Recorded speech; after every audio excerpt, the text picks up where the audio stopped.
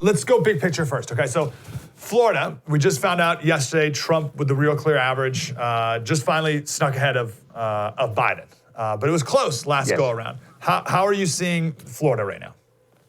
Well, I think the momentum's definitely in the president's favor, and not only because we've got Governor Ron DeSantis, who has been, very, very much out front in support of him, but we also have a lot of rallies going on in Florida with the president and the vice president. This was what really gave him a boost 4 years ago, and a lot of people have early voted in Florida. There's no question about that, but Florida, I think, will be very pivotal. I think it'll go with the president, but it will be close. What's up with Florida? Florida's got such a fascinating demographic makeup. It's all over the place. Yes, it does. Like the Panhandle is totally different than Miami. They're like different countries. Absolutely. So when we think about Florida, how should we be thinking about its demographic makeup? Well, you're right. When you're in the Panhandle, you have to have a drawl. When you're down south, you got to have a little bit of a Latino accent. But that's what makes the diversity of Florida so great. The I-4 corridor, which is where we are, is really the headwaters of how the election's going to turn out. It stretches from Tampa all the way to Daytona Beach. And in there, you'll see that as that district or as those districts go, so will go Florida, and I think so will go the country. But the diversity of Florida really makes it fascinating to try to campaign.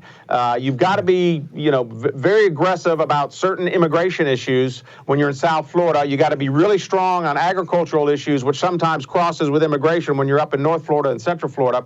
But it's a purple state, but it's been performing red.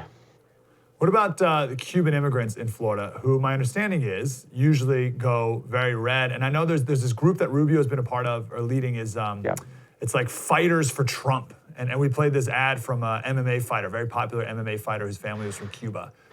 So what's the deal with that demographic?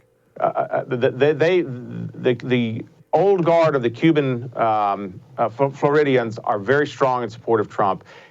They recognize that this president sees a dictatorship, oppression in their home country, and he's done more in the last 4 years to try to resolve that, and not through appeasement and not through one-sided unilateral tourism visas, but through economic sanctions, because they want their country, their home country, to come back. And this president wants to get rid of the tyranny, the communism that's in Cuba. And so I think you'll see the Cuban population, especially the immigrants, very strongly on the red side. You're a lawyer, there are lawyers being dispatched to states across the country ready to litigate the junk out of this thing. And I'm sure Florida is going to be one of those states again. What role do you think the courts are going to have in this election?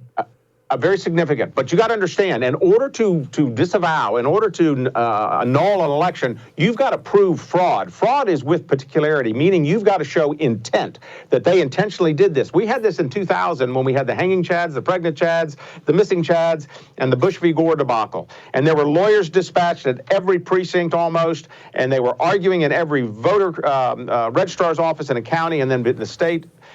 You're going to see litigation, but there are timelines. In other words, each state has to put in timelines to certify their election results. And if they can't, then it goes to the legislature to decide whom the electors will be that go to the Electoral College. You'll see a lot of lawyers in this, and it'll be significant. Wow. That was deep and insightful. I want more of that. Like, subscribe, get more.